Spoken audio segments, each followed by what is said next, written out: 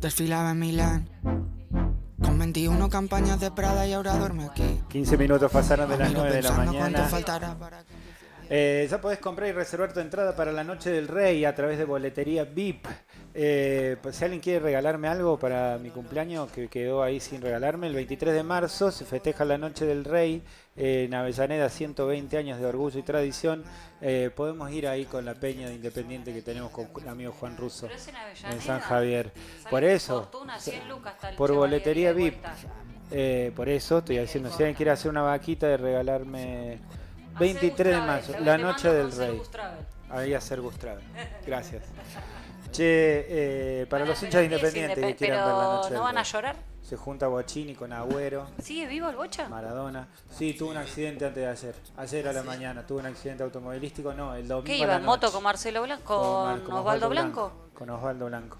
Le mandamos un beso a Osvaldo que ahí se está recuperando en este momento. Está poniendo cremita de Árnica. De árnica. De las hippies.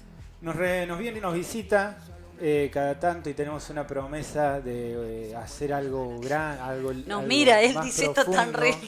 ¿Dónde Y estoy? se lo hemos prometido al universo que Nicolás de Bernardi, que es el profe de historia preferido del Valle de Tras la Sierra, venido de Río Cuarto, ha sentado la cabeza acá en los últimos, no sé, 15 años por lo menos. 20 y pico. 20 y pico. El otro día estuve en la secundaria de acá en el instituto y me decían, sí, está el profe de Bernardi, está Nicolás de Bernardi en la radio, está buenísimo. Sí, le digo, es amigo mío. Y chapeaba con eso. ¿Cómo andas, Nico? Buen día. Fuerte el aplauso para el profe. Buenos días. Bueno. Muchas gracias. Bien, todo bien. Acá andamos. Estás de paro hoy. ¿No te da vergüenza? Anda a trabajar. Anda a trabajar, al casta. Al Casta. contrario. Hace mucho que no llegábamos a fin de mes. Jodete. Porque sos de la No, casta. en serio, por fin pudieron hacer un paro, ¿no? A ver, incluso no, yo ni siquiera porque no... No te tocaba hoy. No empiezo las clases todavía a nivel terciario. A nivel secundario sí. Pero bueno, recién empezamos ahora con las medidas de fuerza. Está complicado en muchos aspectos, ¿no es cierto? Porque justamente han tratado de ir tomando medidas para complicar más los paros. Ya se venía el tema del descuento anterior, pero ahora iban a poner un ítem como de presentismo, con otro nombre. Entonces, no solamente te descontaban el día del paro, sino también te descontaban ese presentismo cuando era paro. Claro. Entonces, de esa manera nos van acogotando. De todas formas, la situación es complicada porque no se cumplió, la provincia no cumplió con el acuerdo que teníamos para enero, o sea, no nos pagaron todo el sueldo de enero. No se sientan a negociar siquiera, ¿no? No se sientan a negociar.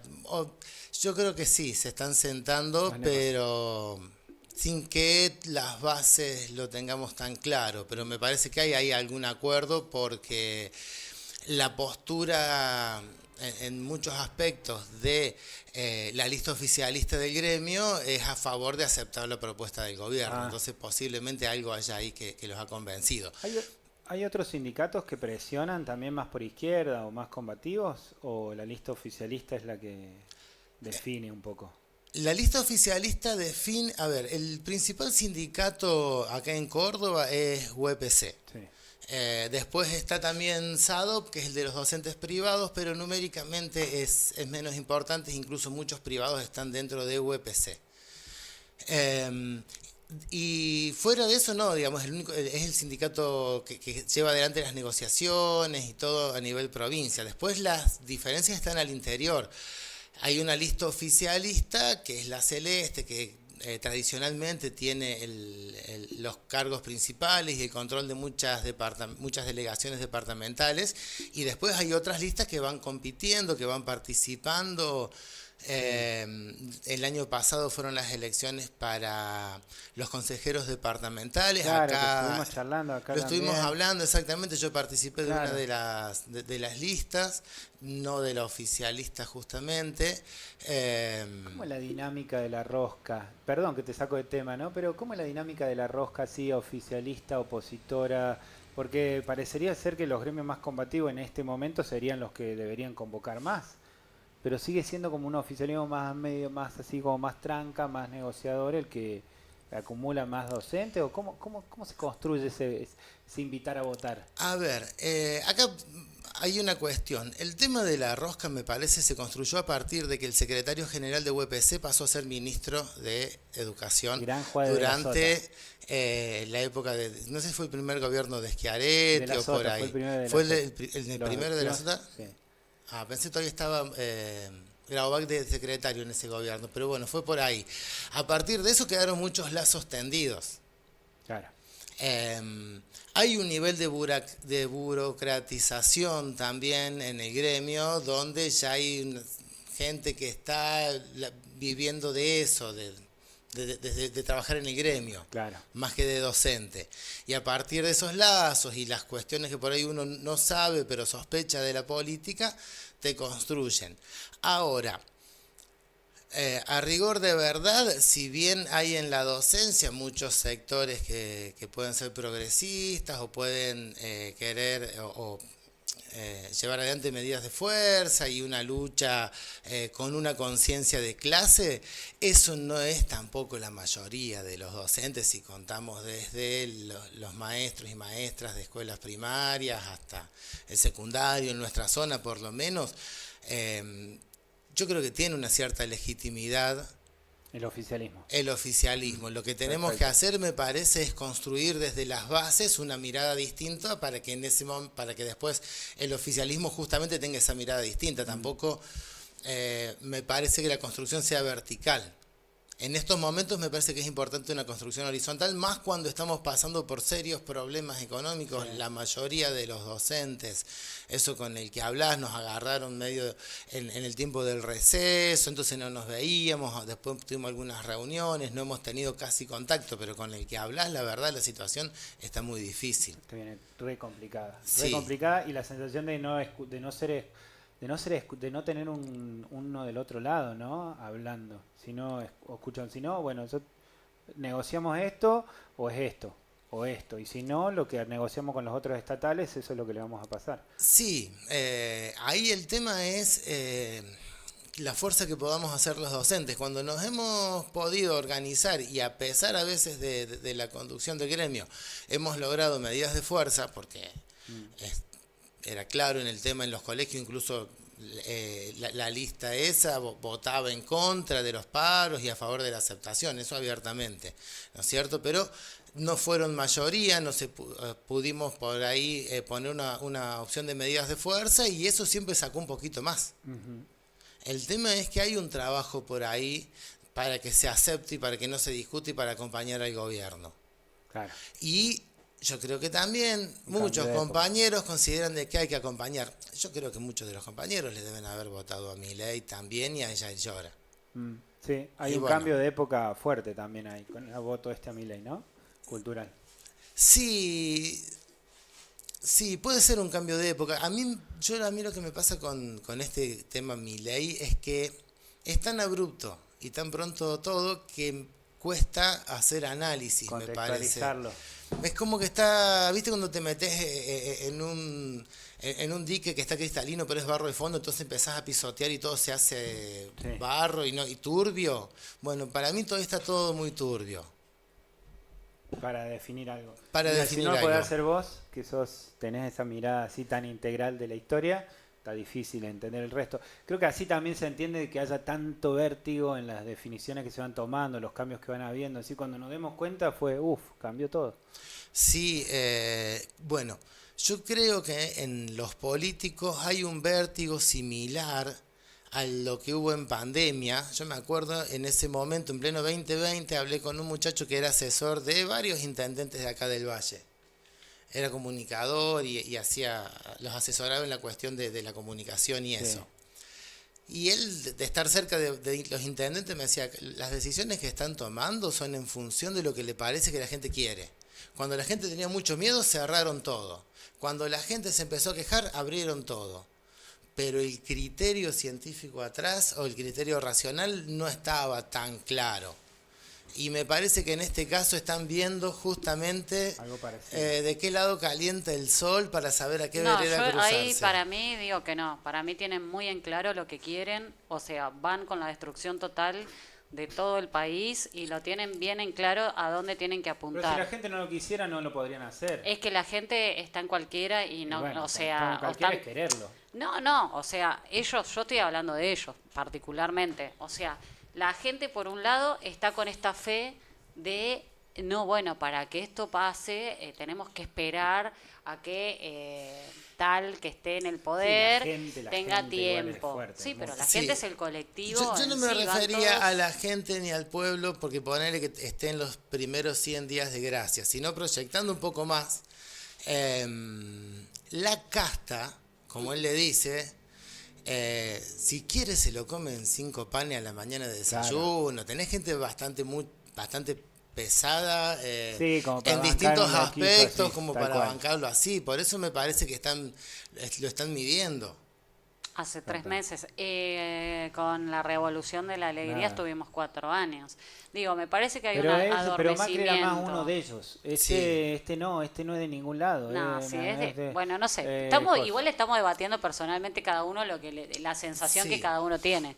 Para mí tienen en claro, es un poder que está más allá, digamos, de esto de MSSTA que M.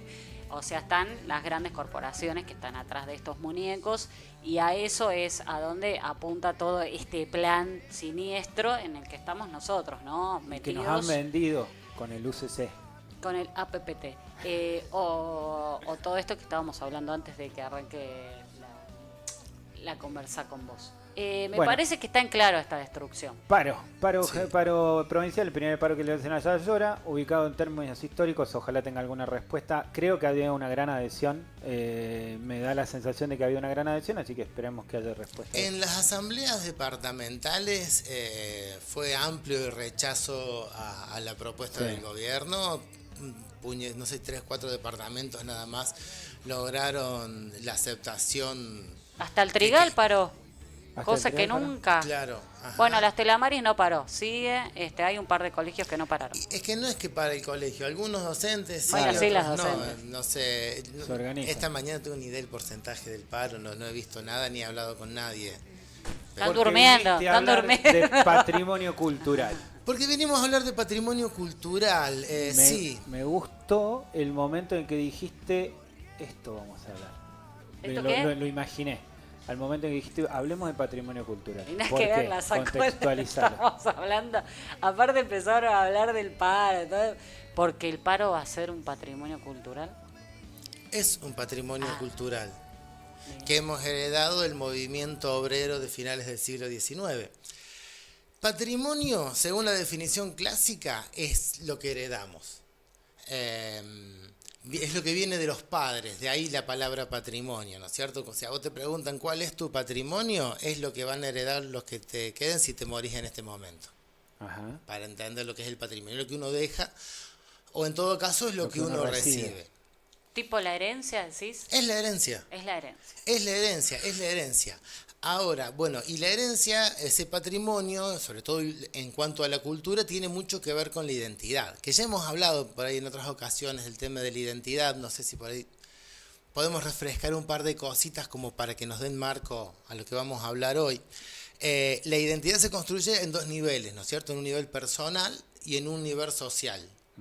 Cada cual tiene su identidad, lo que le gusta, lo que se siente, lo que cree que es, pero a la vez está inmerso en un colectivo social que también tiene una identidad cultural en cuanto a que habla un determinado idioma, hay un determinado sistema de creencias, estás dentro de un sistema político, te podés definir, bueno, si vamos a lo político, además, también habíamos dicho otra vuelta que la identidad se construye a partir de abrir puertas o cerrar puertas. Sí. En estos momentos en lo político eso es muy fuerte, ¿me entiendes? Muchos construyen su identidad a partir de la oposición con el otro, de cerrar determinadas puertas. Y así también con el club del fútbol, ¿no es cierto? Yo abro ciertas puertas, ese club me gusta, por eso lo elijo o porque me llega. Porque El es club mi patrimonio también, ¿no? es parte un de la patrimonio, herencia. muchas veces es parte de la herencia, o del padre o por oposición al padre, Exacto. pero también es parte de esa herencia. El patrimonio cultural de lo que vamos a hablar hoy tiene que ver con la identidad, pero a nivel social. no a nivel personal, no es lo que heredaste de tus padres directamente, sino lo que todos como sociedad heredamos de los que serían nuestros padres culturales, ¿sí? En ese sentido, la definición clásica de patrimonio cultural dice que son bienes culturales. Está más bueno pensarlos como recursos culturales. O sea, nos sirven, pero no solamente para la construcción de la identidad, también nos pueden servir como un recurso económico si lo podemos explotar turísticamente, ¿sí? Un recurso científico si vamos a estudiarlo con determinadas técnicas que nos van a permitir profundizar en el conocimiento. El problema es que también también habíamos hablado alguna otra vuelta de que Argentina era un país de fronteras en la etapa colonial, ¿no es cierto? Teníamos una frontera que pasaba por el río Cuarto, al sur de Mendoza y centro de Buenos Aires, y otra que bajaba por todo Chaco y Formosa hasta norte de Santa Fe, hasta la Laguna de Mar Chiquita. Sí. Eso también le da un enfrentamiento a la sociedad criolla local con el indio permanente por los dos lados. Entonces, a partir del siglo XIX, sobre todo a finales del siglo XIX, cuando se quiere justificar la conquista del desierto, de la Patagonia y del Gran Chaco, se construye al indio como un enemigo, se construye una imagen peyorativa del indio para sacar de las tierras, un salvaje que nunca va a progresar, la idea de civilización y barbarie, ¿sí? Y a partir de ahí, ese legado originario es despreciado e invisibilizado. Acá en nuestra zona tenemos un patrimonio arqueológico muy importante, pero la mayoría se ha ido vendido o regalado.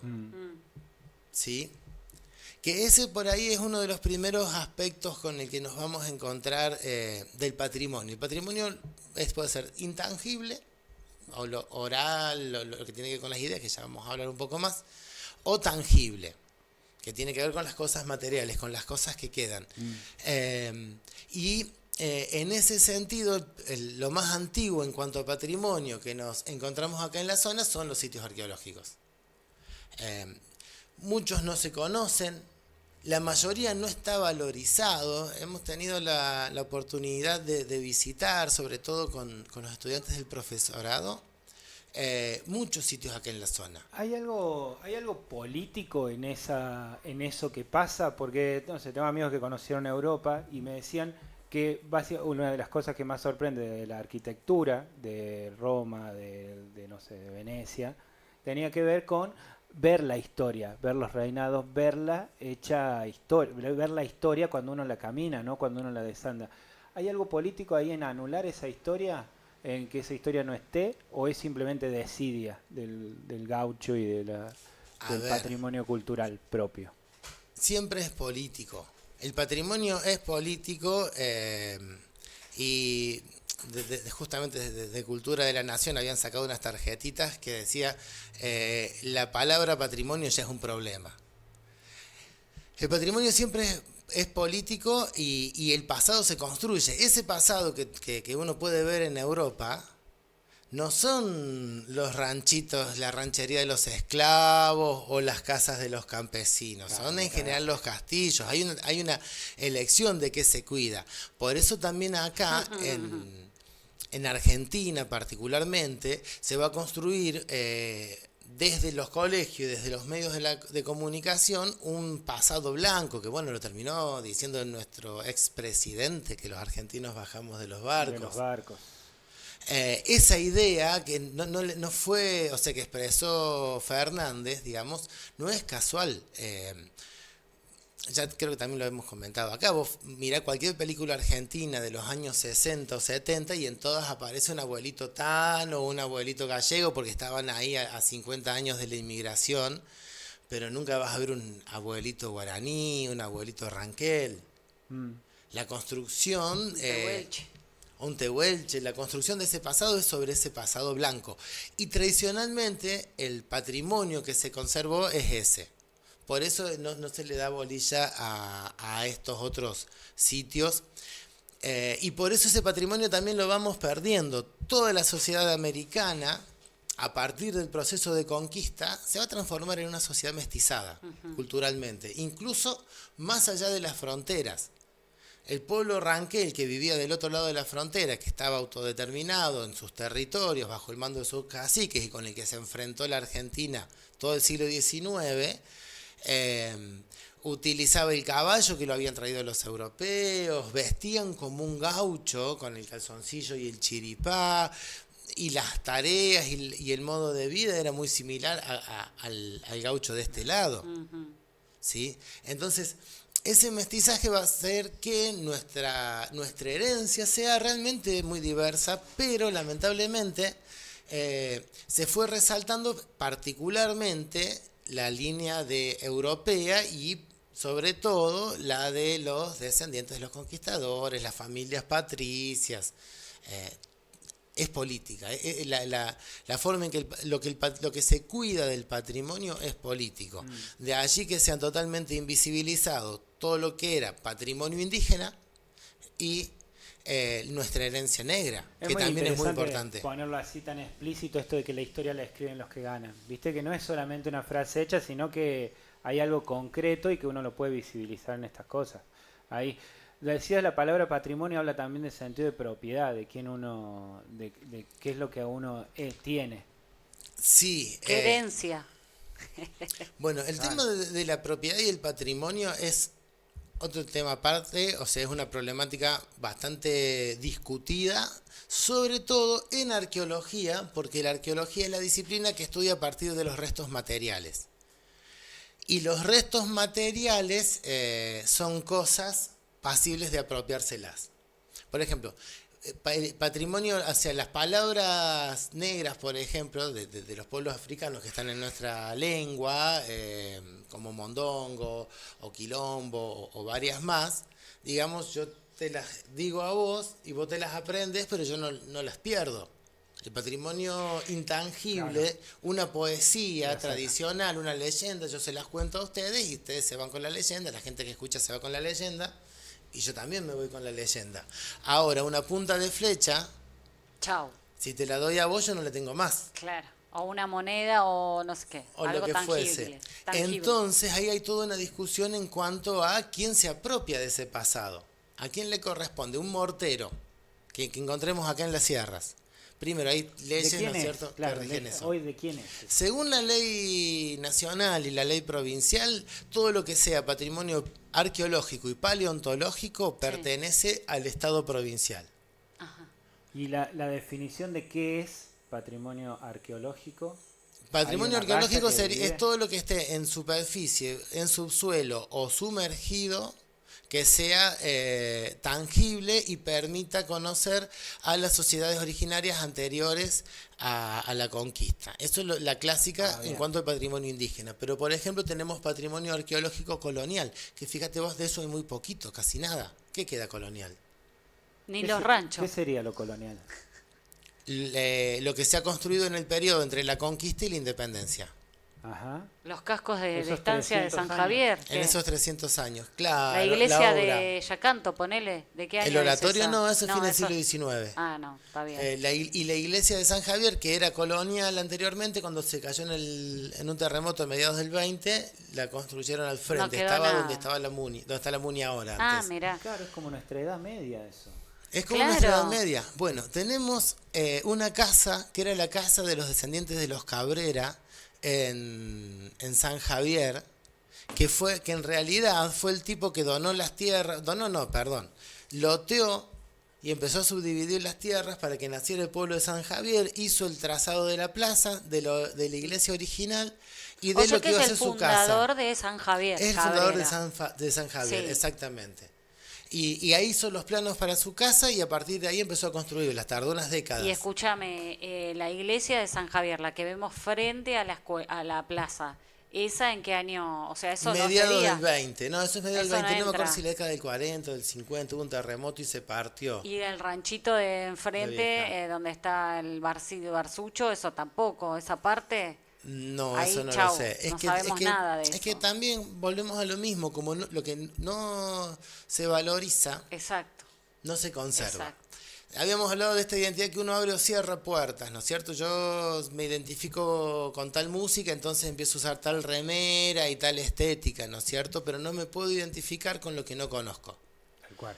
Y como el pasado indígena, el pasado negro y el pasado colonial en general fueron invisibilizados, fueron negados con la idea del progreso, para la generación del 80, de finales del 19, toda esta gente que proyectó la educación, digamos, los herederos de Sarmiento estaban con la idea de que lo colonial también es barbarie. La civilización venía del norte de Europa. Claro. Sí, claro.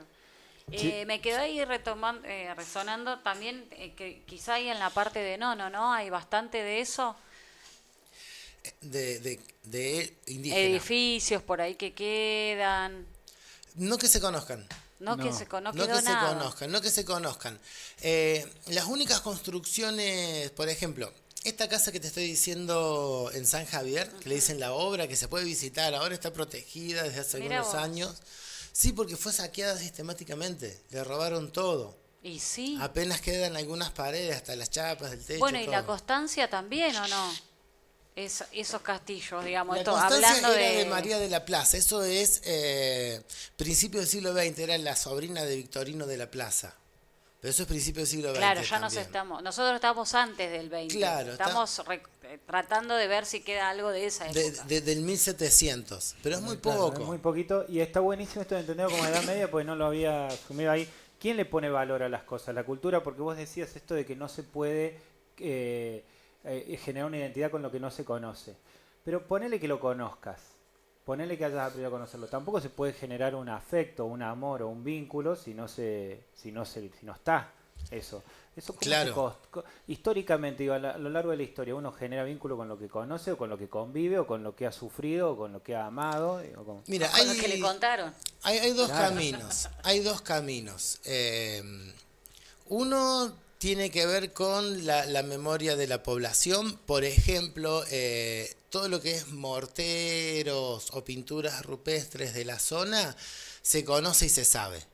Por ahí no están registrados, sino que se está haciendo ahora ese trabajo de ir tomando el posicionamiento y registrándolo en lo que es Córdoba Cultura, que es la que maneja la Dirección de Patrimonio, ¿no es cierto?, de la provincia. Estamos registrando en la medida de lo posible los sitios arqueológicos de la zona, por obras como esta del trazado de agua, como para tener ya previamente una idea de dónde puede haber un potencial para mirar con más atención.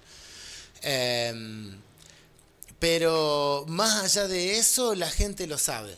Sabe dónde están los morteros, dónde hay pinturas. La gente va guardando, o determinadas casas, va guardando en la memoria y lo valoriza.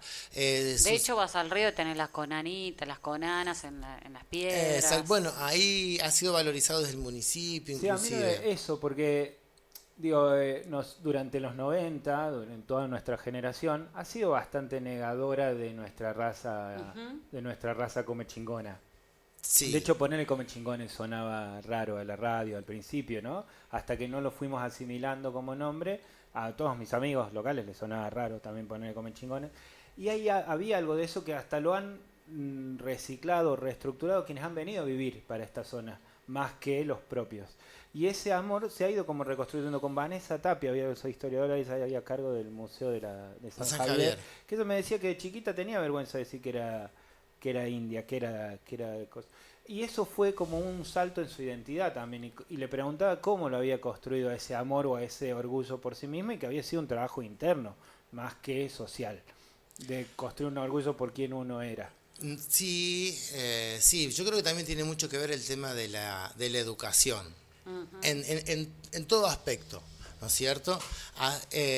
Acá acá la cuestión es compleja. Vos tenés, por un lado, esa forma que yo te decía de recordar determinados sitios, determinados patrimonios, darle importancia según el recuerdo local. Pero por otro lado, también tenés la acción dirigida desde el Estado, y ahí tiene que ver las ciencias y la educación. Las ciencias como generadoras de conocimientos y sobre todo de conceptos, La de sociología. conceptualizaciones. Exactamente, la sociología, la historia, la arqueología, la antropología, que han sido durante finales del XIX y casi todo el siglo XX legitimadora, primero a través del conocimiento científico, de que en Argentina no había más indios, de que eran algo del pasado. Y después eso se expande desde los colegios. Acá en Córdoba, recién en el 98 se hace la primer tulianada, durante hasta finales de los 90 no hubo comunidades indígenas, sí las hubo a principios del siglo XX. Exacto. Pero Y quien trabajaba eso estaba muy visto como bicho raro, muy bicho raro. Sí, absolutamente. Y bueno, y lo otro que también se viene trabajando ahora es el tema de lo afro. Acá hay una influencia afro muy fuerte. En su momento, más de la mitad de la población de Córdoba era afrodescendiente.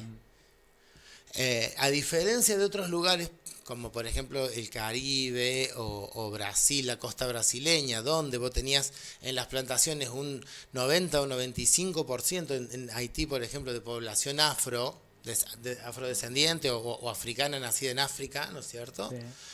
Acá había menos porcentaje, pero sí hubo una mestización muy fuerte. La mayoría de nuestros conciudadanos tienen alguna raíz afro más allá de que no se note. Porque a veces también el tema de los genes son como los arroyos de las sierras, que por ahí aparecen y por ahí desaparecen porque van por abajo de la arena y una generación o dos después volvieron a aparecer. Claro. Pero ¿De dónde salió este pata de lana? Y no, es la generación. es el abuelo, Es el sí, abuelo. exactamente, e indagando y a partir de esto, bueno, yo creo que en eso la educación tiene un rol muy importante porque se generan por ahí visitas de colegas o de investigadores de Córdoba. Sí. Marcos Carrizo Bueno, trabajó pero mucho. perdón que ahí te interrumpa. Creo que en esta parte de la educación también tiene que ver mucho con los profes de historia, los meto acá a los profes, en esto de tratar de incentivar esto, ¿no? De contar, porque Sí. Nico, te quiero decir esto, es algo tuyo. No todos tienen la misma pasión que vos tenés por la historia, digamos la No, verdad. obvio, pero ahí tiene que ver también lo ideológico de cómo están informados los profes. Exacto, digo, en esto Sí. che, bueno, sí, no vamos a ver tanto los castillos o el teatro de Roma o Alejandría. Vamos a ver acá un poco qué nos pasa a nosotros, que tiene que ver también con los chicos a medida que van pasando de Sí, es año a una año. cosa- Bueno, hablando de eso, déjame pasar también una Un invitación o un chivo, un anuncio. Sí, pero que- para, antes de decirnos, porque vamos, viste, esto es como, vamos hablando, che, dejé la leche en el fuego y me toqué. Decí dónde queda la casa para el que quiera ir a ver en San Javier, porque no lo dijiste y es como que pues se va y chau. Está bien, pasa que no está fácil para llegar. Claro.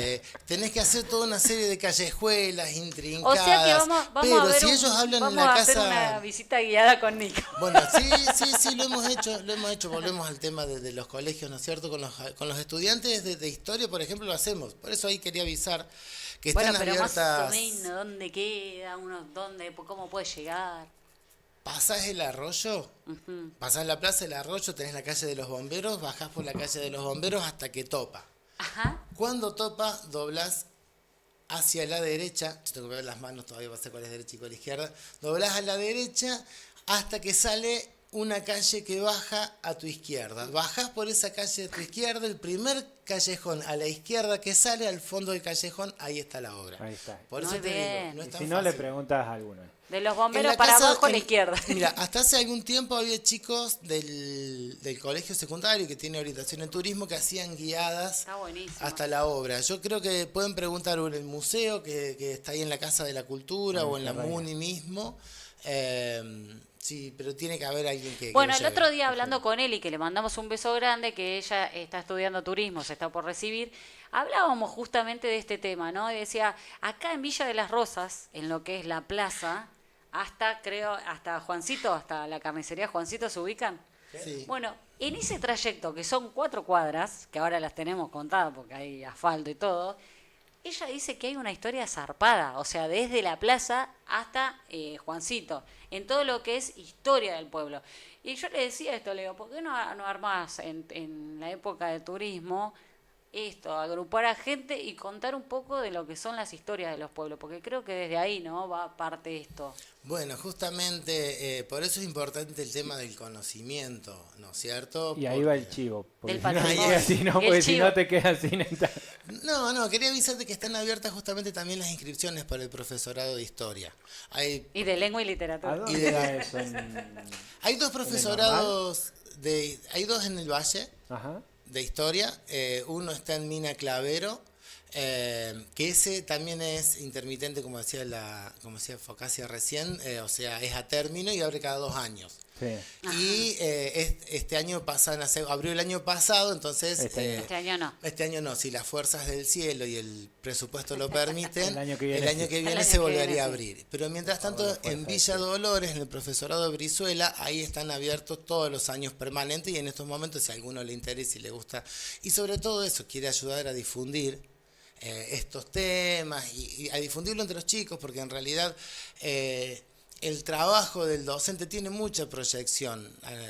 En estas salidas que hemos hecho con los profesorados a sitios arqueológicos, que lo hacemos en primer año con la materia arqueología y en historia de América, siempre vamos a distintos sitios, que eso también, el tema de hacerlo en el marco institucional nos permite que se nos abran otras puertas. El año pasado nos acompañó Rodolfo Herrero, un arqueólogo originario de Dolores, pero siempre vivió en Córdoba desde que estudió, a un sitio que él excavó acá en la zona. Y él nos llevó, nos mostró, nos contó lo que Mirá hizo. vos. Muy, muy interesante.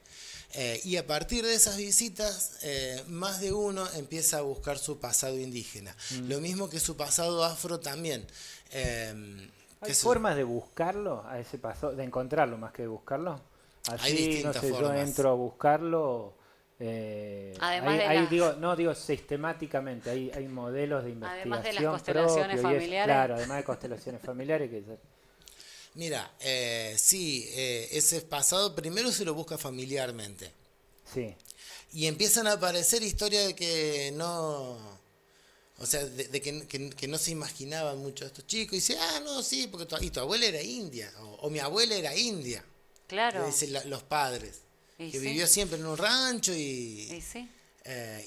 pero sí también muchos del otro abuelo era inmigrante español o polaco a veces que vino y esas historias fueron cruzándose. Lo primero se empieza a buscar en En el registro. en los padres, digamos, en la familia, en algún tío, algún hermano del abuelo, el que quede, el más viejito que quede lúcido, hay que empezar por ahí a rastrear esas historias. Y una vez que tengamos una serie de referencias de lugares y nombres, tenemos el tema de los censos y los libros de bautismo, las actas de bautismo, cuando nos queremos ir más atrás, de las iglesias, que están muchas subidas en internet. Acá los hermanos de la Iglesia de los Santos de los Últimos Días. Mirá vos todo lo... Bueno, yo vengo Llamados de la los Patagonia. mormones. Ustedes son de acá, pero yo soy del sur. censos, ¿me decís están subidos a internet? En la página de los mormones, Sí. Family Search tiene el registro de nacimientos Los fraudes. más grandes del mundo. Che, Nico, mirá qué Mirá. interesante Sí, todo eso. y que de estás acceso tirando. libre, vos te haces un usuario ¿Pero y... por qué los mormones? No sé, habrá sido Dios. negocio, sí. Dios. Seguramente no tiene nada que ver la CIA con eso. No, seguro que no. Seguro que no, y nadie que lo Y nada esté tiene- escuchando nada tiene que ver con todo. Claro. vaya a pensar lo contrario. Absolutamente. Che, Nico, muchas gracias. Me das de media hora ahí contándonos y siempre nos quedan como muchas ganas de más. En el Brizuela hay chicos que van a estudiar terminando la secundaria o recién cuando la vida nos cachetea y nos descubrimos que no sabemos No, nada. hay de todo, pero aparte, como decía Gianni, hay varios profesorados, no solamente esta historia, ¿no es cierto? Y en el Brizuela tenés lengua, tenés economía, tenés educación física. Pasa que educación física yo no sé si hay Cupo. vacantes, sí, porque Claro. siempre como que se llena. Vuela ese. Pero en los otros profesorados, donde yo sé, hay vacantes todavía, así que se pueden llegar. Y ahí van los chicos que salen del secundario, en algunos casos, y en muchos casos otros que ya más estabilizados, a veces con algún trabajo o cosas así, buscan, digamos, un título para poder lograr una estabilidad. En estos momentos la verdad que no sé si puedo aconsejar a nadie que sea docente, ¿no es cierto? Ah, sí, aconsejaba. Capaz Aconsejá que no muera la Sí, docencia. sí, entre eso y... Que sea un patrimonio. Exacto. Escúchame, Patrimonio cultural. bueno, hoy hablamos del Va a volver, patrimonio la vuelta vuelve. cultural. Nosotros queremos que la Come Chingones sea un patrimonio No, cultural. no queremos nada. Bueno, pero cuando no estemos, Cuando no estemos, cuando que- quede, claro. Van a de quedar acá- restos de nosotros. Capaz que quede este aro mío De acá 30, enterrado 40 años va a ser por patrimonio ahí. cultural. Ulises va a seguramente. decir, esto fue de Sí. mis padres. ¿Cuánto me das? Che, ¿cómo musicalizamos esto? Ah, no lo tenía Con pensado. León Gieco, la cultura. Ay, por eso, la, algo la, así que no la, sea la, lo la, clásico. Ah, pensé que me ibas a saltar ¿Cómo con que alguna no? cosa. León Gieco es patrimonio cultural nuestro. Sí, la Sí. cultura era así, pero... Pero es ¿Cómo como muy obvio, algo menos obvio. Bueno, soy A ver esto. media hippie. Esto se llama patrimonio cultural y la banda es Los Movedizos. Un poco de rock. Bueno, a ver.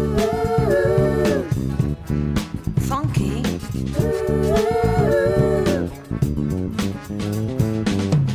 Dar es dar y no fijarme en ella y su manera de actuar.